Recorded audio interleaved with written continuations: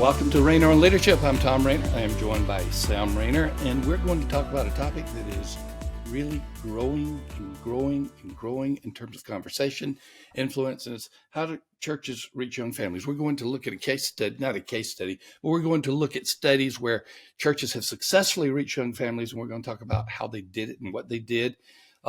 We recently recorded a podcast with Ryan Burge, and I think it's going to air the same month that this one releases. Maybe his is June, and this one is May. But we had a great conversation about the data behind young families. Well, you know what we do at Church Answers? We talk about the practical aspects of how you apply what you know, and we'll be talking about that later. Hey, thank you as always to California Baptist University.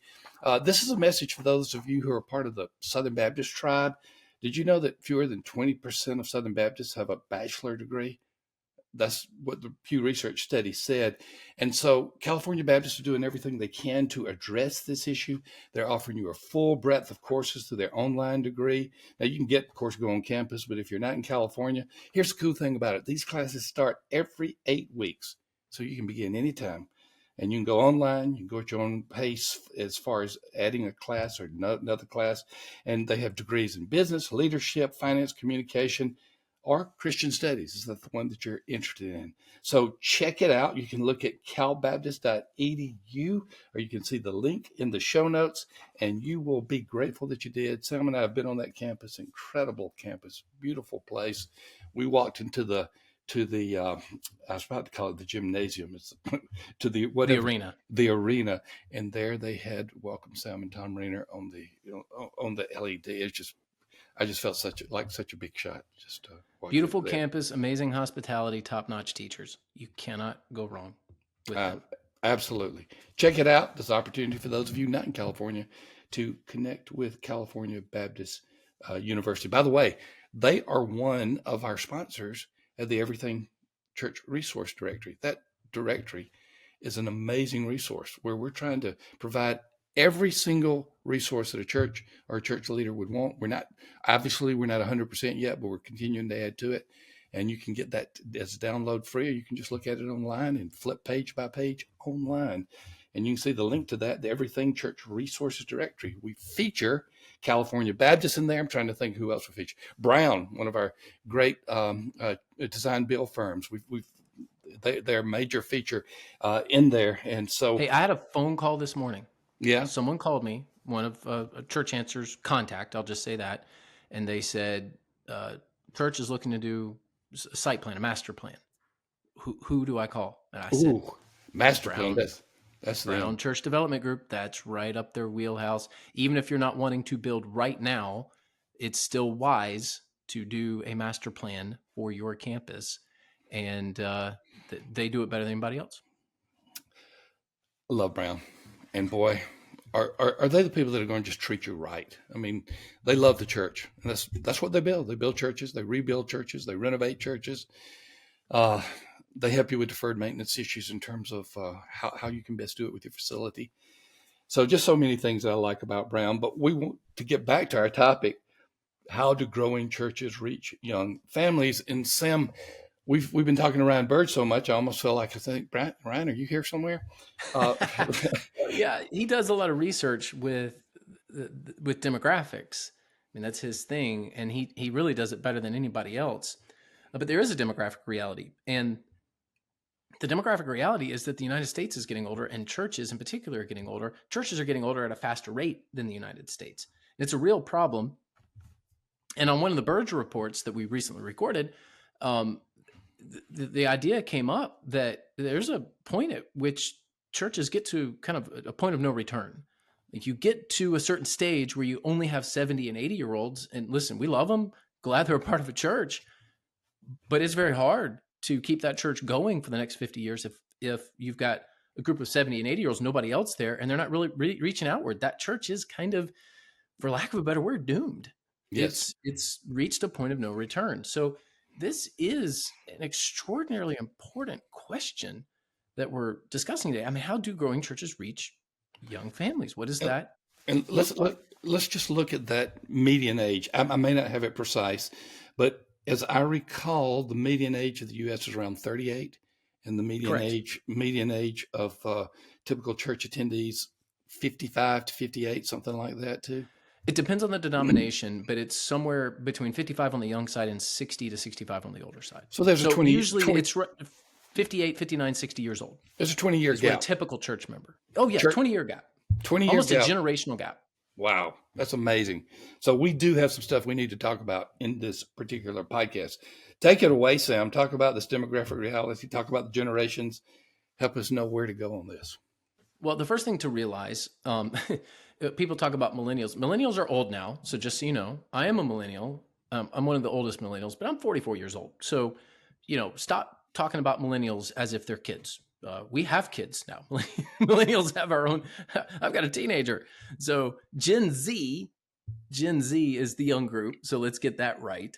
And millennials are having families at an older age than previous generations. I think the same thing will happen with Gen Z. So, you've got people in their 40s and even 50s who have children of age that previous generations would have had at, say, 30.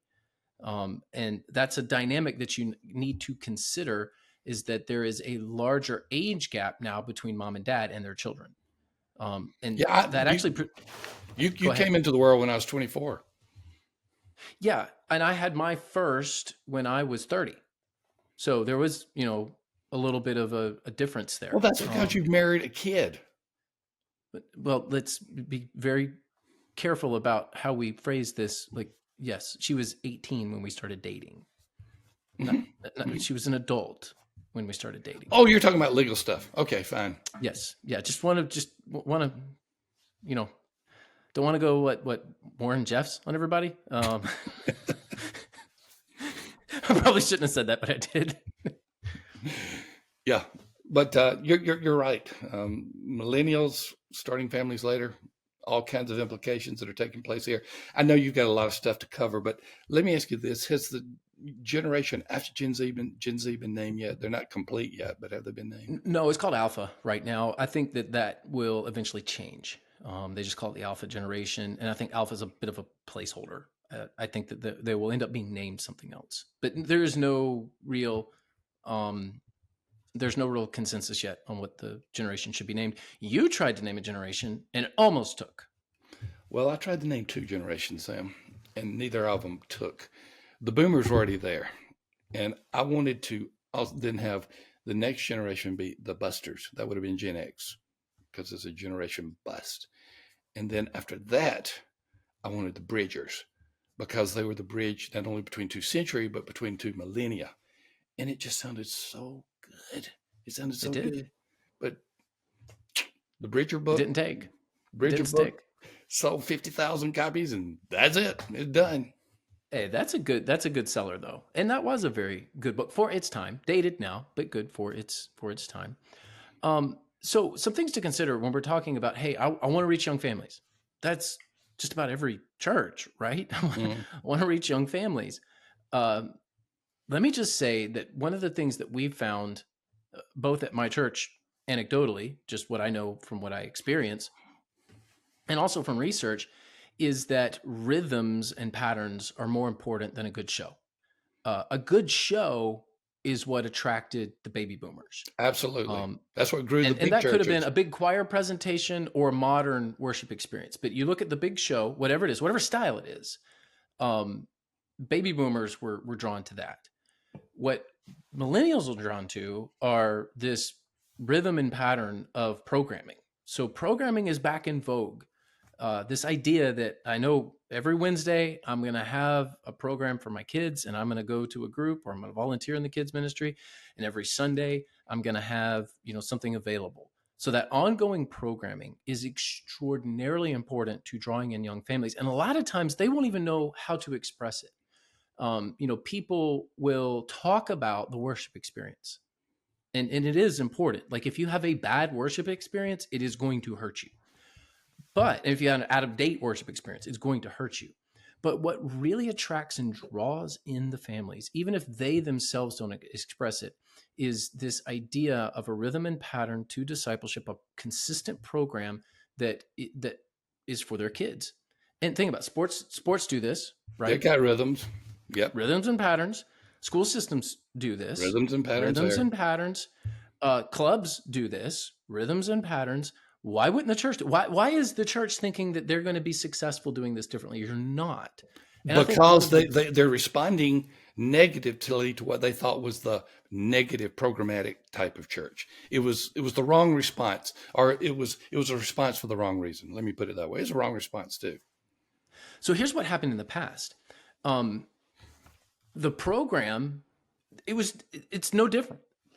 What attracted baby boomers back in the day with their kids was the program. The big show was a big part of it, don't get me wrong, but what kept the kids in church was the program. Then people thought that the program itself was the solution, like this particular program with this particular name. Well, programs come and go.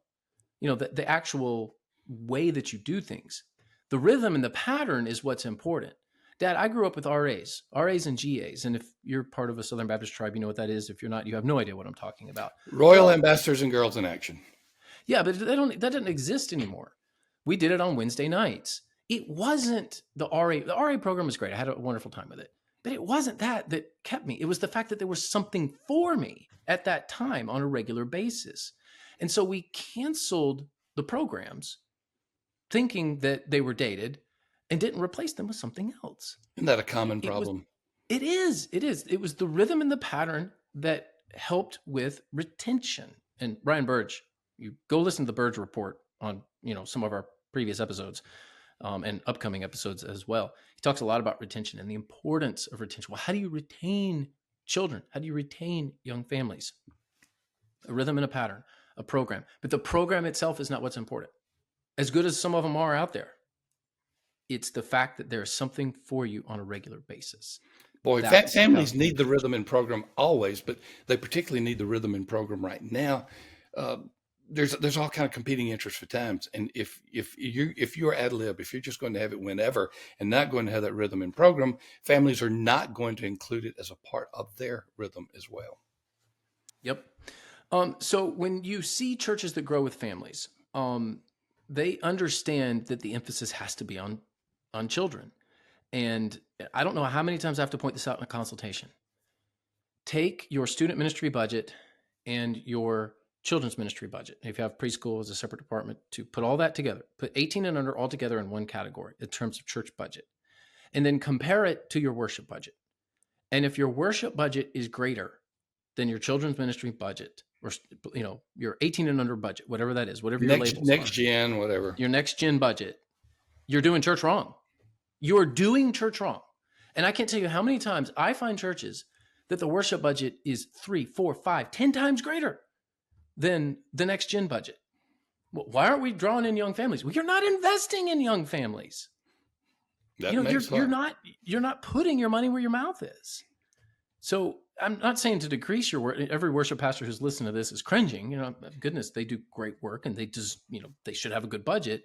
I'm just saying they should at least match, if not be greater. I mean, your budget will show where your priorities are. All right, Sam, let's talk about your church for just a moment, not because this is a feature on West B, but because they need to know that you have done this.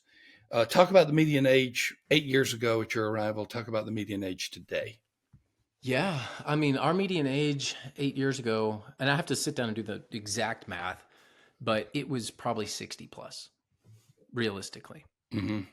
I believe And now 35% of our church is 18 and under.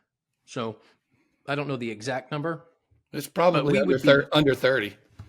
We would be much younger than the community even. Now, every community in Florida tends to be older than the national average. That's just Florida's, you look at every county and that's pretty much the case. So the median age in our county it's about 41, 42 years old, which is slightly older. Manatee County, where we are, tends to be younger than most Florida counties. Sarasota County, to the south of us, is it's 20 years greater. But what we've done is we've made that emphasis. We've focused on programming. We've focused on kids. We've given, budgetary money to these ministries, and we've gone all in with reaching young families. And that, in order for you to reach, they're not just going to come. If you aren't reaching them now, you can't just do more of the same and expect young families to show up. It's not a marketing problem. If you're not reaching young families right now, you don't have a marketing problem. You likely have a ministry and a programming problem. So a lot of churches think we just put a new spin on what we already do, that young families will come in and like it. Well, no, they're not. If that was the case, they would already be there. So you have to focus on things that click with families. Fascinating stuff. Fascinating stuff. So you're investing in them through staff, through facilities, through programs, and at the same time, you are doing so with a rhythm and a pattern where families can get adjusted to that, and they know that's a part of what they do. If they're going to have a Wednesday night sports and they have a Wednesday night church, if they've been doing the Wednesday night rhythm for some time with the church, they're probably going to say, I'm going to have to find another sports league because we do this every Wednesday night at my church. You know what my church does? This has been wonderful. And credit to dads, especially at West Bradenton. They coach those teams. We have a lot of kids who I've been there. Involved, and the church sponsors some of them. We sponsor a lot of leagues. In fact, we have budget money set aside. If you're going to coach a team, we'll sponsor it. If we have a church member coaching a team and they desire it, we always sponsor. That's huge. It's a great outreach. But here's what these dads do, because they're the coaches. And it's some moms too. It's mainly dads who end up being the coaches. I don't want to leave moms out because my wife's a coach. She'd want me to say that. But what a lot of these parents do is they go to the league and they say, hey, we're in, just don't schedule any games on Wednesdays. The coach directs the league that we are not going to play on Wednesdays. And every single time the league has said, okay, we can accommodate that. We'll put you in the Thursday time slot. We've got church. My whole team does church. So we're going to need the Thursday time slot. And the league accommodates. Now, I'm not saying every league in the nation will do that. I don't know that they would. But it has become, because our parents have pushed it so much, the league has accommodated.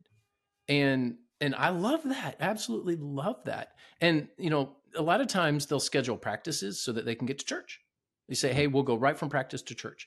And we have children and students who show up in their uniforms. I've seen them for church. I've seen them. My children are one of them, but we don't miss it. We don't miss church because it's part of that rhythm. It's part of that pattern. It's not legalism. This is what our priority is. I don't want people to feel guilty. I don't want guilt people into coming to church. It's a terrible motivator. I don't want legalism to be a driving factor at all. It's just, this is what we've made a priority. The other thing that I'll point out, so, I want to grow a church with young families. It's okay. I get it. You also have to know what families look like today. So the family unit's far more diverse now than it used to be.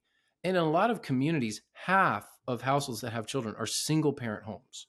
So if you are designing your ministries for children around the concept that there's a mom and a dad who've never been divorced and they have 2.5 kids, you're probably going to miss it.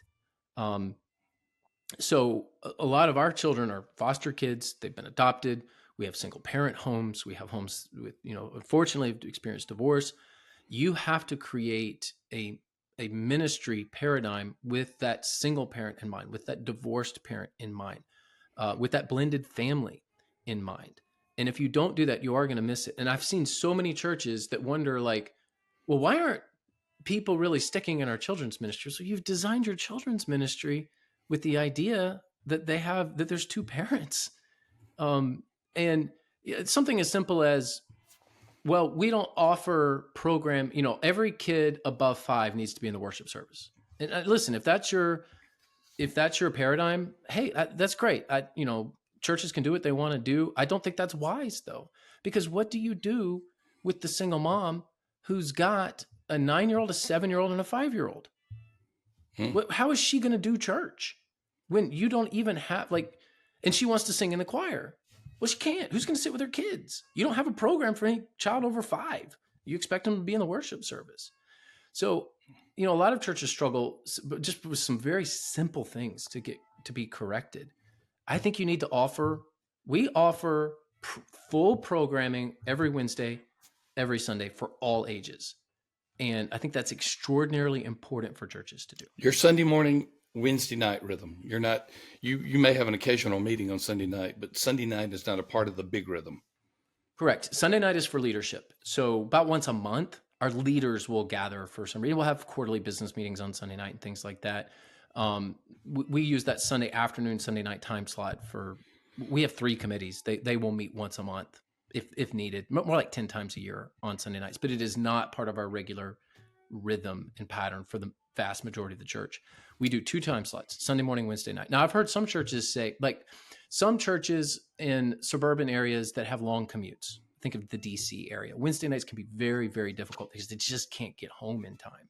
So for some churches, Sunday morning, Sunday night works because of that, long commute. But I would say in most communities, Sunday morning, Wednesday night's probably your best option for 2 time slots from your people. And that's really all you're going to get. You're not going to get 3 or 4 from them.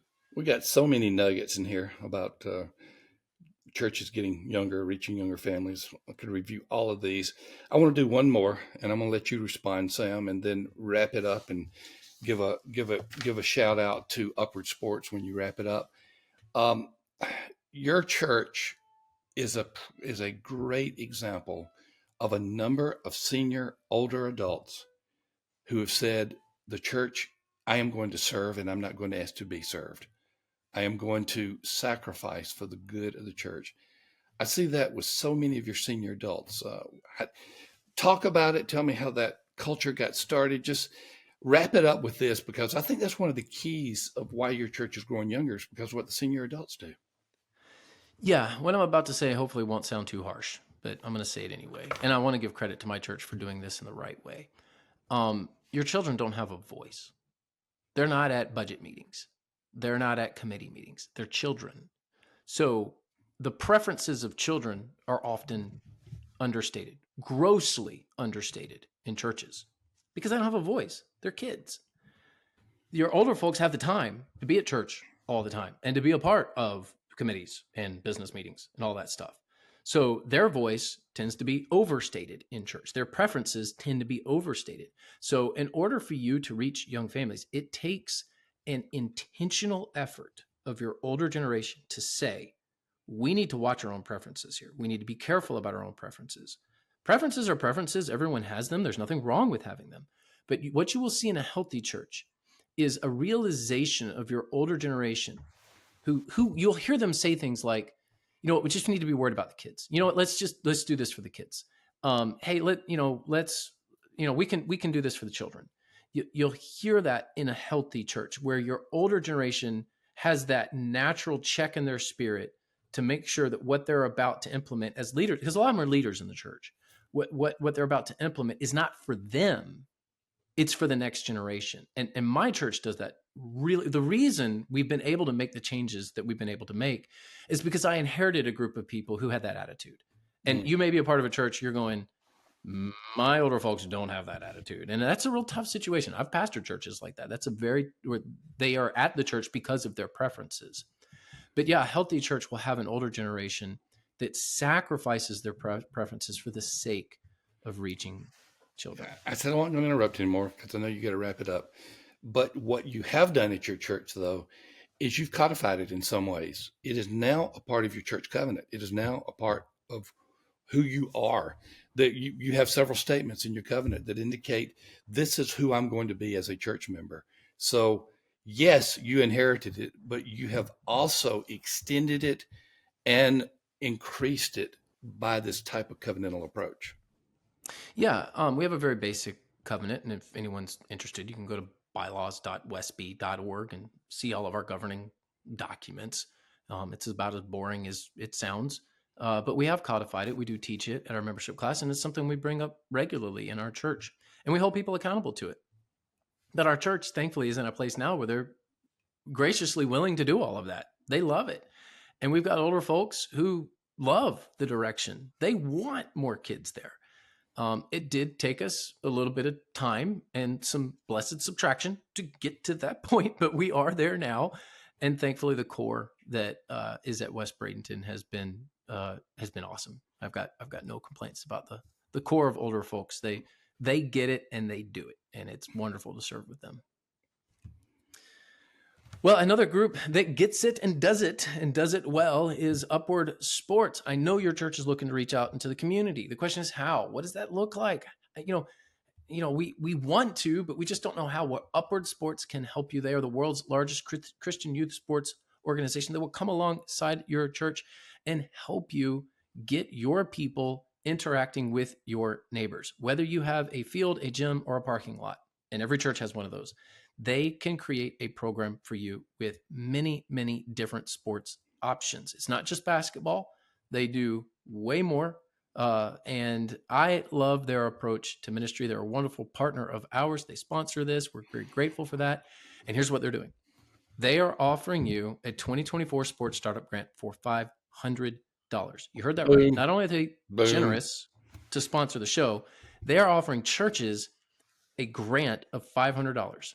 So head over to upward.org/churchanswers. Again, upward.org/churchanswers. Schedule your call. Tell them that we sent you, and you will be able to be eligible for this $500 sports startup grant to get a league started, to get your people interacting with your neighbors so that you can reach them for Christ and assimilate them into your church. And oh, by the way, great way to reach children.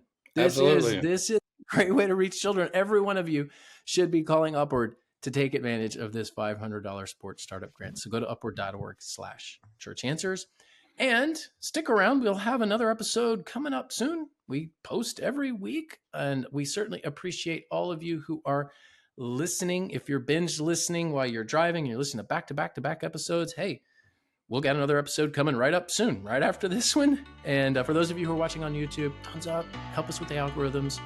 We'll see you in the next episode.